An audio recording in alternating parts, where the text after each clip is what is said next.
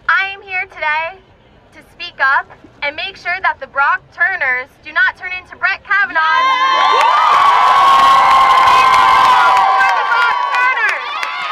I am here because I no longer want to be silenced.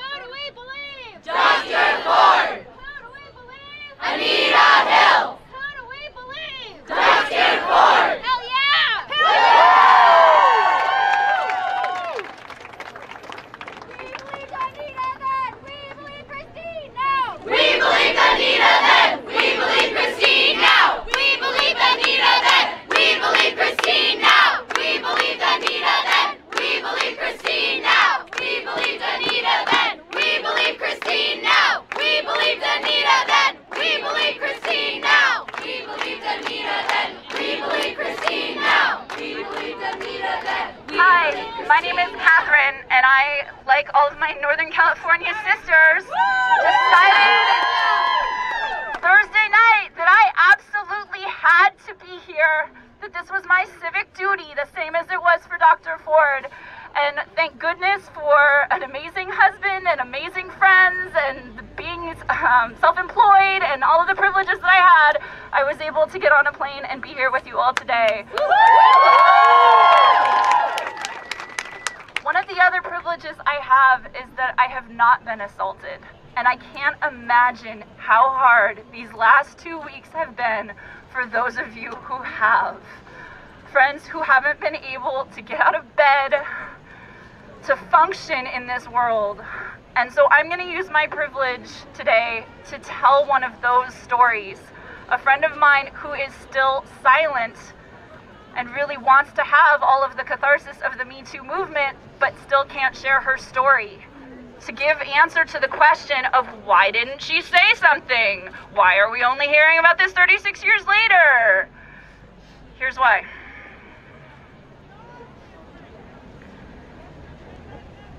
These accusations are from years ago. Why didn't she say anything before now?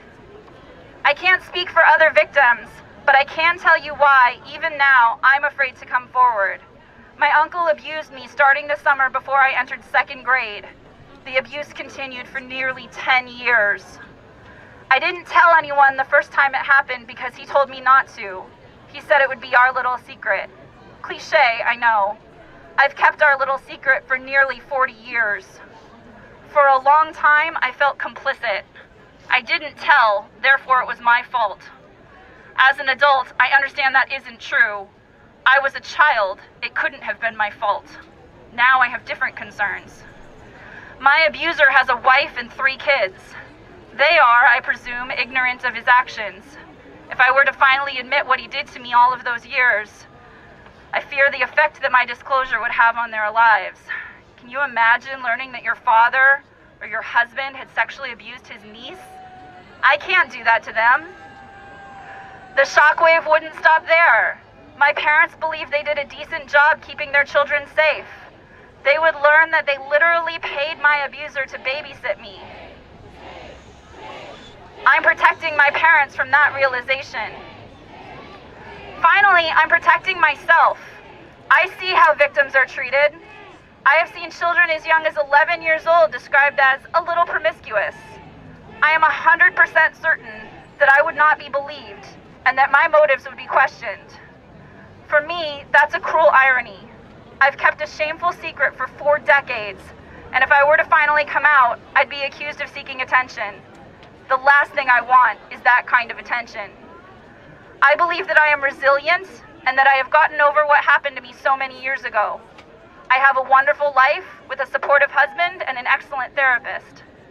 I'm okay. Except even now, not a day goes by that I don't think about what happened. Especially now, this was a long time ago, with sexual assault in the news and an admitted abuser in the White House, my abuse is always top of mind. I think I'm okay. Except there was the time I was called for jury duty. I was placed on a panel for a childhood sexual assault case. As I waited my turn to be questioned, I practiced my speech. I was sexually abused by my uncle, so I don't think I can be impartial. I was fine all day until it was my turn on the stand. I calmly answered all of the questions put to me until they asked if I, or anyone I knew, had ever been sexually assaulted. My throat closed up. I literally could not speak. I tried to answer, and I tried to fight back the tears, but it was useless. The bailiff helped me off the stand, got me some tissues, and pointed me to the exit. It troubles me that I couldn't speak then. I'm frustrated that I can't speak now. I cannot come out, I cannot tell my story, and I'm not alone. Even now, even after this victory of Me Too being the People of the Year in the magazine last year, have so many people, men and women, have so many reasons why we do not feel safe enough to come forward. Please remember us today. Remember that this work is not done. Remember that if you don't know anyone in your family who has been assaulted, it most likely means that someone is protecting you from the truth. We hope that others who are still silent, and let's get the hashtag still silent going, can find allies to help them safely share their truths. That was written last November. Now I have to add one more piece. How can women not be able to serve on juries because they would be biased as survivors